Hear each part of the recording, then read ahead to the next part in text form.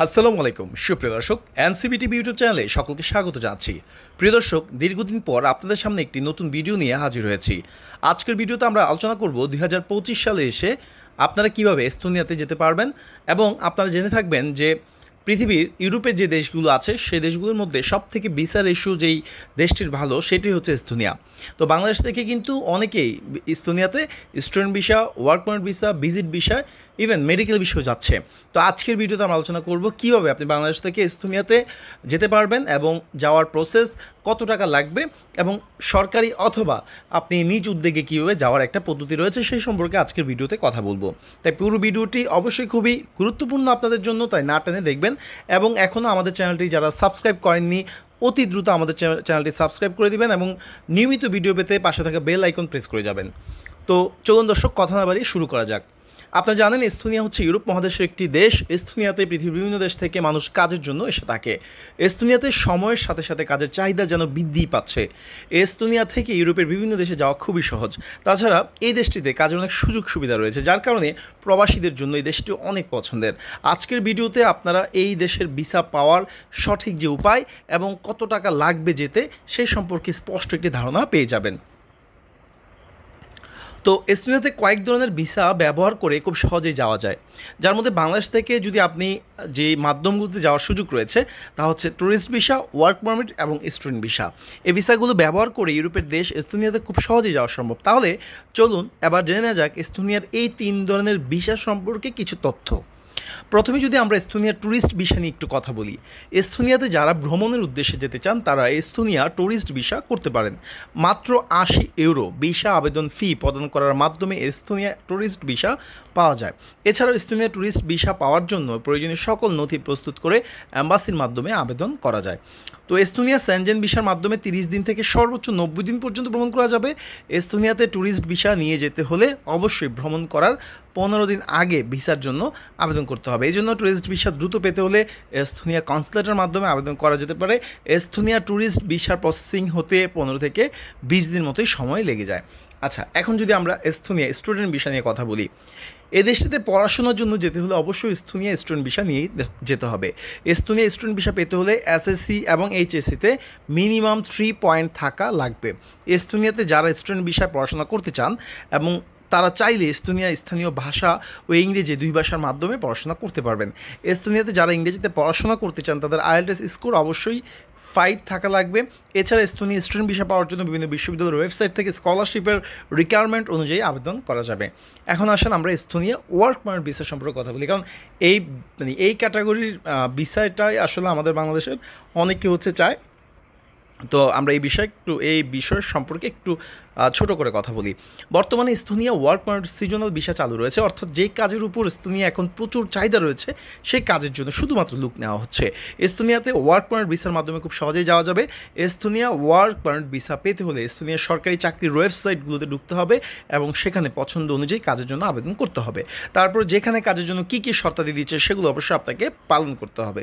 এস্তোনিয়াতে কিছু কাজের জন্য কোন ধরনের অভিজ্ঞতা প্রয়োজন হয় না, যেমন গবাদি পশু পালন, ক্ষেত খামারের কাজ, ফুল বাগানের কাজ, তারপর রেস্টুরেন্টের কাজ, তারপর আপনার বিভিন্ন শপিং মলে অ্যাজ এ সাধারণ কর্মী হিসেবে, কর্মচারী হিসেবে, ক্লিনার হিসেবে কিন্তু আপনার এখানে কাজের একটা চাহিদা রয়েছে।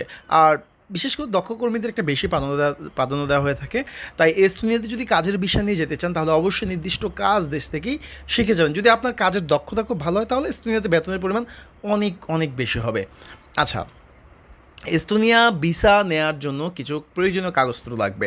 সেই কাগজপত্র কী কী? আচ্ছা, এই বিষয়ে যদি একটু কথা বলি, খুবই গুরুত্বপূর্ণ পয়েন্ট, আপনারা নোট করতে পারেন অথবা লিখে রাখতে পারেন অথবা আমাদের ভিডিওর অংশটা আপনি সেভ করে নিতে পারেন যে এস্তোনিয়াতে কাজের ভিসা বা ওয়ার্ক পারমিট ভিসা নেওয়ার জন্য কী কী ডকুমেন্টস লেগে থাকে।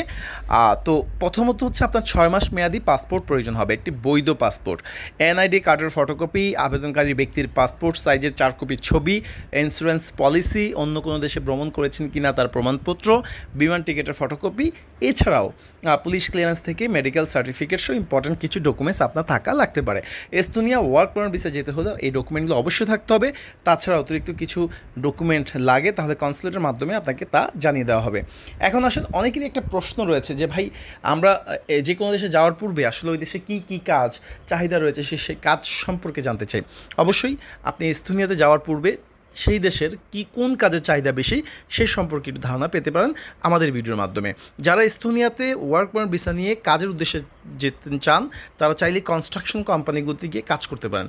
বাংলাদেশ থেকে অনেক এজেন্সি রয়েছে যারা এস্তোনিয়া ওয়ার্ক পারমিট ভিসা দিয়ে কনস্ট্রাকশন কোম্পানিগুলোতে কর্মী পাঠিয়ে থাকেন। তাছাড়াও এস্তোনিয়াতে কনস্ট্রাকশন কাজের ভালো চাহিদাও রয়েছে। এস্তোনিয়াতে যারা ফল সংগ্রহের কাজ, বাসাবাড়ির কাজ, বাগান বাড়ির কাজ, খাবার তৈরির কাজ, গবাদি পশুপালন সহ আরও অনেক ধরনের কৃষিকাজের চাহিদা রয়েছে। সব কাজের দক্ষতা সম্পন্ন ব্যক্তিরা খুব সহজে এস্তোনিয়াতে গিয়ে ভালো কাজ পেয়ে যাবেন এবং অনেক টাকা বেতন পাবেন। তাছাড়া কারো যদি কাজের বিষয়ে দক্ষতা না থাকে তাহলে সময়ের সাথে সাথে দক্ষতা বৃদ্ধির পাশাপাশি বেতনের পরিমাণ অনেক বেড়ে যাবে, তাই এ নিয়ে কখনোই চিন্তা করার কিছু নেই।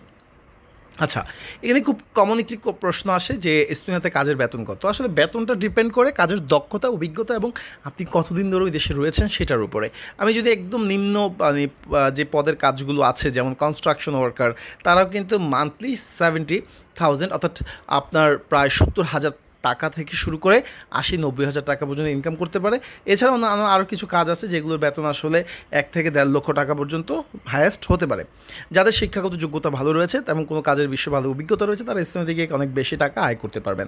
আর তবে যারা এস্তোনিয়াতে ওয়ার্ক পারমিট ভিসা গিয়ে নিম্নমানের কাজ পেয়েছেন তারা চাইলে এস্তোনিয়া থেকে ইউরোপীয় অন্যান্য দেশগুলো যেতে পারেন। সেক্ষেত্রে ইউরোপীয় অন্যান্য দেশগুলোতে গিয়ে যদি ভালো কোনো কাজ পান তাহলে সেখান থেকে অনেক বেশি টাকা বেতন পাবেন। আচ্ছা, এখানে কত টাকা খরচ হবে? খরচটা আসলে ডিপেন্ড করে ওয়ার্ক পারমিট ভিসার জন্য 5 থেকে 6 লাখ টাকার মতো। তবে কেউ যদি দালালের মাধ্যমে এস্তোনিয়া প্রসেসিং করে থাকেন তাহলে 7 থেকে 10 লক্ষ টাকার মতো লাগতে পারে।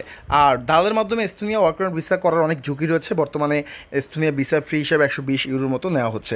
আপনাদেরকে একটা আসলে সহজ একটু উপায় বলি যে আপনার দালাল ছাড়া, কোনো এজেন্সি ছাড়া নিজেরা কীভাবে এস্তোনিয়াতে কোনো কোম্পানিতে কাজের মানে কোনো কাজের মাধ্যমে ওই কোম্পানির মাধ্যমে যেতে পারেন। সেটা হচ্ছে আপনারা যদি ইউরোপিয়ান স্টাইলের সিভি এবং কাভার লেটার, বিশেষ করে আপনারা যদি জানেন এস্তোনিয়া একটি ইউরোপিয়ান কান্ট্রির সিভি, ইউরোপিয়ান স্টাইলের সিভি এবং কাভার লেটার তৈরি করে আপনি যে কাজ জানেন সেই কাজটাকে খুব সুন্দর করে ওই সিভিতে আপনি যদি আপনার ডিটেলস ইনফরমেশন দিয়ে আপনি ওই সিভিটা যদি এস্তোনিয়ার বিভিন্ন কোম্পানিগুলোতে চাকরির জন্য, কাজের জন্য আবেদন করেন এবং যদি কোনো কোম্পানি আপনাকে কাজের অফার লেটার প্রদান করে তাহলে কিন্তু আপনার জন্য বিষয়টা অনেক সহজ হয়ে যাবে। আপনি খুব অল্প সময়ের মধ্যে কিন্তু ওই কোম্পানির খরচে, ইভেন বিমান খরচ পর্যন্ত, টিকিটের খরচ পর্যন্ত তারা বহন করে আপনাকে কিন্তু তাদের কোম্পানিতে কাজ দিতে পারে। সেক্ষেত্রে আপনাকে অবশ্যই ইউরোপিয়ান স্টাইলের সিভি লাগবে এবং সিভি কাভার লেটার করে সেগুলো আবেদন করা লাগতে পারে।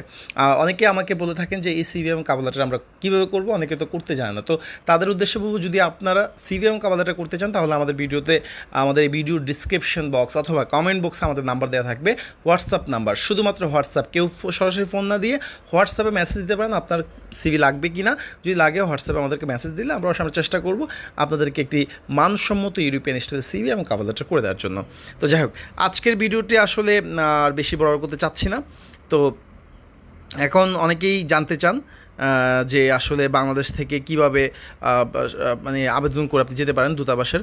তো বাংলাদেশে এস্তোনিয়া কনসুলেট অফিস রয়েছে, তবে অনেকে এই বিষয়ে জানেন না। যারা বাংলাদেশ থেকে এস্তোনিয়া বেশি পেতে চান তারা সরাসরি কনসুলেটের মাধ্যমে আবেদন করতে পারেন। এখানে একটা কনসুলেটের নাম্বার দেওয়া আছে। তারপর আপনারা চাইলেই জার্মান এম্বাসির মাধ্যমে কিন্তু এম্বাসির এস্তোনিয়ার কাগজপত্রগুলো সাবমিট করা যায়। তো যাই হোক, আজকের ভিডিওটি আর বড় করছি না। ভিডিওর সারসংক্ষেপ ছিল যে 2025 সালে এসে আপনারা কীভাবে এস্তোনিয়াতে আসলে একটি ভালো কাজের ভিসা নিয়ে যেতে পারেন সে সম্পর্কে।